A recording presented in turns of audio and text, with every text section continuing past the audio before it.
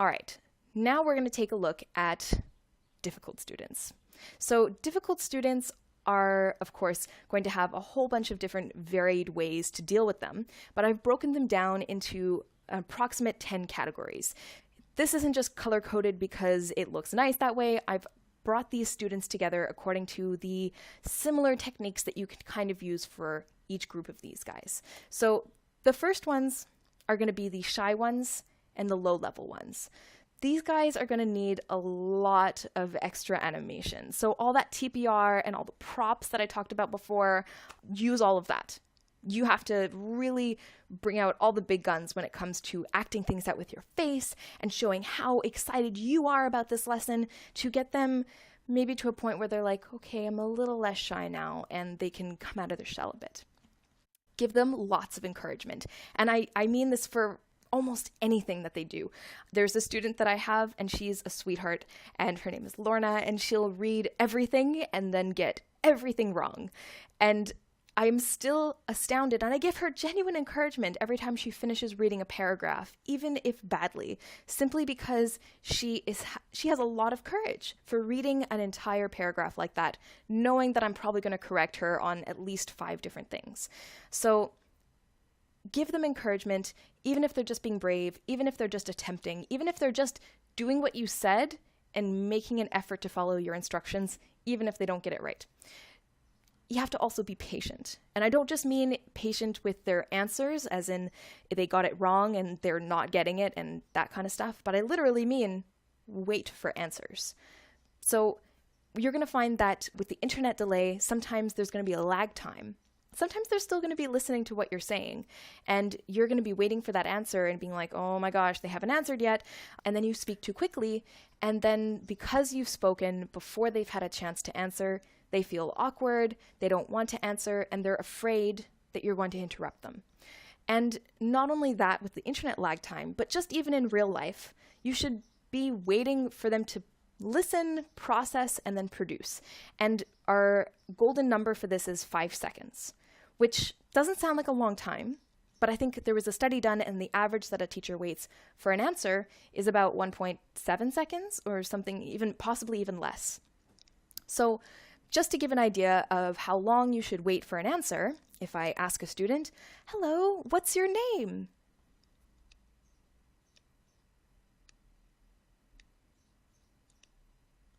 Okay, so that maybe felt painfully awkward. It can feel really uncomfortable if you wait for a long time, but at least 5 seconds. Always wait for 5 seconds. There's a helpful timer in the top left corner of your Future Cloud classroom, and you can just keep your eye on it and wait for them to answer for at least 5 seconds. So be patient, very important. Also, make corrections within reason. And by this I mean pick your battles. So bringing up Lorna again, who would get every single word wrong when she read it, I would not correct every single word that she got wrong.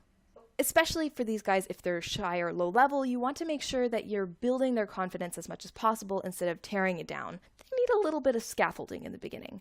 And maybe it's going to be teetery, but that's going to help them lay the groundwork later on and make it more solid. So pick a maximum of 5. If they get 5 words wrong in a paragraph or more, just make it that 5. So if they get 10, still 5. If they get 12, still 5. If they get 5, do 5. Maybe you could do 4 at that point, or maybe even 3 if the other 2 aren't that bad. And then to correct them best and to save on time, because you're probably going to be correcting these guys more often than others, don't have them say it again. Just repeat it for them after they've finished reading everything, and then have them say it. And if they still say it wrong, say it one more time.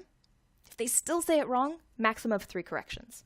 Don't correct them or try to get them to say the word more than 3 times. It's not going to go anywhere. Just accept that it's a lost cause for now. You've done your best. They're going to keep reviewing it, put it in their feedback as something to practice. And finally, reduce the length of each activity as needed. We're going to talk about this more, but you're going to want to make your best judgment on how much you can actually complete within the lesson.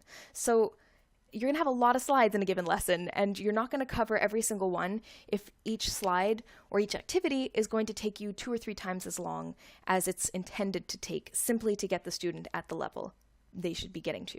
So let's say there's a slide with 5 different questions. Maybe they're only going to cover the first 2, 3 questions, and you can use your best judgment to see if you can skip the next 2 while still meeting the learning objectives. That's really all you need to do, is meet the learning objectives. So once that's done, get in, get out. It should be no more difficult than that, even though it does tend to be quite a challenge to complete the entirety of the lesson's objectives if the student is lower level. Just do your best.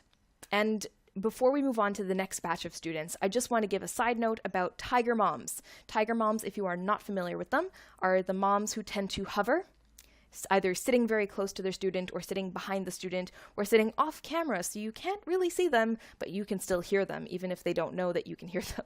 These guys like to help their lower level children, knowing that they're going to struggle in the class, which is very considerate of them. However, they often like to feed them answers. This is not helpful for the student, the teacher, or the parent, because it's wasting the parent's time, it's wasting the student's time, and ultimately it's wasting yours. So you want to address it as soon as possible, but you also need to be polite because they are still the ones paying the bills for your classes. So if the student has headphones on, you can be very direct and just say, can you ask your mom not to help you? Or can you tell your mom maybe not to join you in classes?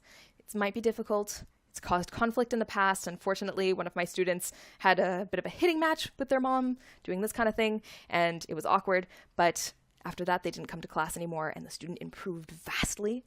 So that's if they have their headphones on. If they have their headphones off, you can more directly speak to the parent, but you should never really say, hey, mom, back off.